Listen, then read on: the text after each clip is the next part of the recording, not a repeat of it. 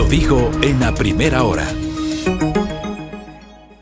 Muy bien, en la recta final de nuestro espacio tomamos contacto con Christopher Velasco, es el presidente de la Asociación de Profesionales de Gestión de Riesgos. ¿Cómo le va, Christopher? Bienvenido. Fabricio, qué gusto saludarle, un excelente programa para cerrar el año. He estado escuchando desde la mañana muy buenas intervenciones y siempre prestos para informar a la ciudadanía sobre algunas temáticas que podríamos tocar sobre el fin de año, ¿no? Muchas gracias a usted, Christopher, por su gentileza. A ver, la idea es generar recomendaciones, usted que maneja los temas de gestión de riesgos, generar recomendaciones a nuestra audiencia para el cierre del año desde el punto de vista de la seguridad y la gestión de riesgos, por favor. Sí, creo que hay unos elementos importantes. La primera, entender que estamos en una situación pandémica compleja. Frente a eso, el intentar, si es que ya tienes unas reuniones que sean entre vacunados, que sean entre espacios abiertos, mesurarnos en el tema del consumo de alcohol, evitar, por ejemplo, accidentes de tránsito, riñas, etcétera.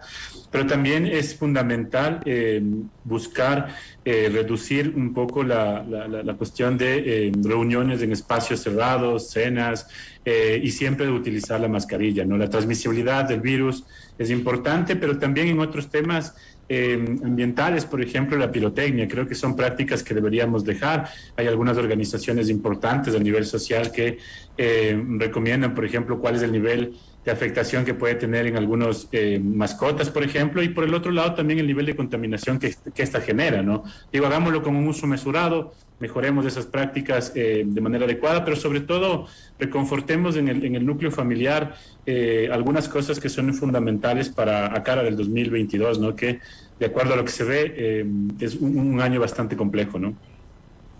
Ahora, el uso de la pirotecnia que usted lo cita ha provocado en otras ocasiones accidentes, ha provocado siniestros.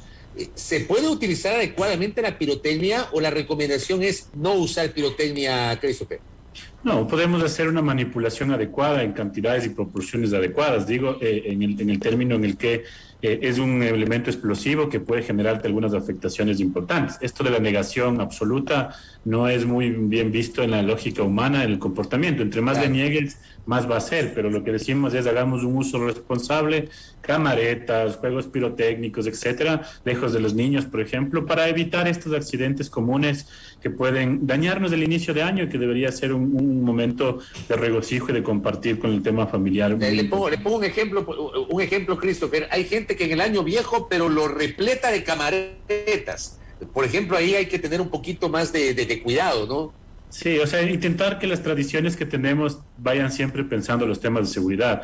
Un disparo de una de las camaretas de una mala forma a uno de los menores, por ejemplo, o a una persona adulta mayor, puede generar unas afectaciones que van a dañarnos innecesariamente estas festividades. Pero por sobre todo, Fabricio, el reducir el consumo de alcohol, eso es importantísimo, porque una de las cosas que también vemos en las festividades es el alto nivel de accidentabilidad que tenemos, y eso evidentemente complica mucho la situación que podamos tener al fin de año, ¿no? Ahora, usted también nos decía tratar de no sacarse la mascarilla. Digamos, hay una lógica que estamos aplicando. Hay gente que, digamos, andamos en la calle con mascarilla en lugares abiertos y resulta que vamos a un restaurante y nos sacamos la mascarilla, obviamente, para comer. Pero ¿cómo tratamos de combinar en espacios interiores el uso de la mascarilla si, por ejemplo, es obligatorio sacarse para comer? Le menciono ese ejemplo. Sí, pero por ejemplo, una de las cosas que podemos hacer es siempre mantener el distanciamiento, ¿no? O sea, es decir, si es que estamos hablando de los aforos y estamos pensando en lugares privados, o sea, usa la mascarilla hasta que ya sea necesario sacártela e ingerir tus alimentos. Pero lo fundamental es, por ejemplo, en el núcleo familiar, en espacios que podamos tener, ya solamente al momento de servirte tus alimentos podrías utilizar. Digo también, es complejo, ¿no? O sea, esto venimos trabajando 2 años en concienciar que la gente use la mascarilla, tenga distanciamiento físico, se lave las manos, pero lo fundamental, sin lugar a dudas, Fabricio, es que nos cuidemos individual y colectivamente todos, porque el avance de la variante de Omicron es sumamente compleja, la transmisibilidad es muy alta y hay unos reportes de la cuestión de hospitales, por ejemplo, a nivel nacional, en los cuales sí se está incrementando, por ejemplo, las atenciones en el nivel básico, por ejemplo, y esto hace una saturación del sistema que va a ser complejo al inicio de año. Entonces, vivamos con responsabilidad este fin de año, regocijemos nuestros corazones con el compartir familiar de las amistades, pero siempre teniendo en cuenta estos temas de bioseguridad y la protección de todos, ¿no? ¿Podríamos hacer una comparación sobre el fin de año del 2020 con este 2021? ¿Cuáles son las similitudes y las diferencias en el plano de su experticia, Christopher? La primera, que nos coordina el COE la misma persona. La segunda, que tenemos unas resoluciones que acaban siendo en algunas cosas todavía no muy claras para aterrizar en el tema del orden público y en el nivel de los gobiernos autónomos centralizados. Pero también en el año anterior teníamos mejor control de algunos feriados previos, por ejemplo, el caso de octubre, noviembre y fiestas de Quito. Entonces, con todo ese acumulado que venimos, por ejemplo, con una variante como el tema de Delta, más esta nueva variante de Omicron, el panorama es un poquito mucho más complejo de lo que pensemos, ¿no? Yo creo que la lógica de declaración de que es comunitario ya la cuestión de Omicron, eso debe responder a un incremento importante de contagio a nivel de las ciudades, que puede ser mucho más allá de la cifra oficial que está manejando el Ministerio de Salud Pública, ¿no? Entonces, ¿ha mejorado la institucionalidad de Christopher? Es discutir un poco lo que ha hecho toda la mañana el día de hoy. Felicito el programa, me parece sumamente valioso. Desde Juan Pablo, inicialmente, una débil institucionalidad en muchos de los temas.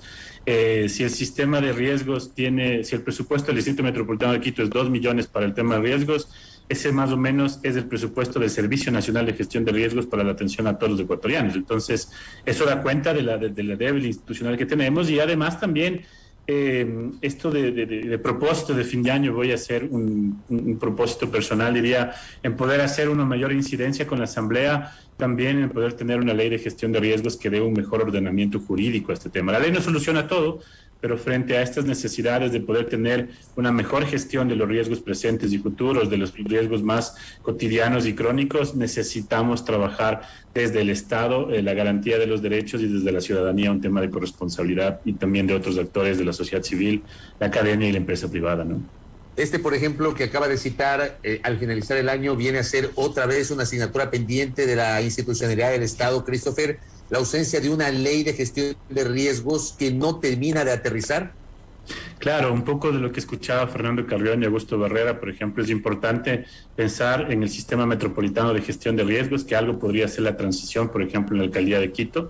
Y en el nivel del gobierno nacional es una de las asignaturas en las cuales estamos casi quedándonos de año, ¿no? Porque deberíamos tener un mejor entendimiento quizás de la gestión de riesgos, no tanto al tema de seguridad, sino a los temas de sostenibilidad. Hace falta recursos en el país, hace falta gestionar esos recursos, y creemos que el cambio climático y la gestión de riesgos juntos podrían dar unos visos importantes al país sobre cómo trabajar el acceso al financiamiento climático, por ejemplo, el trabajar de mejor manera los temas de ordenamiento, planificación, los temas de conservación, y eso hay que irlo discutiendo, creo que en una reforma profunda del Estado.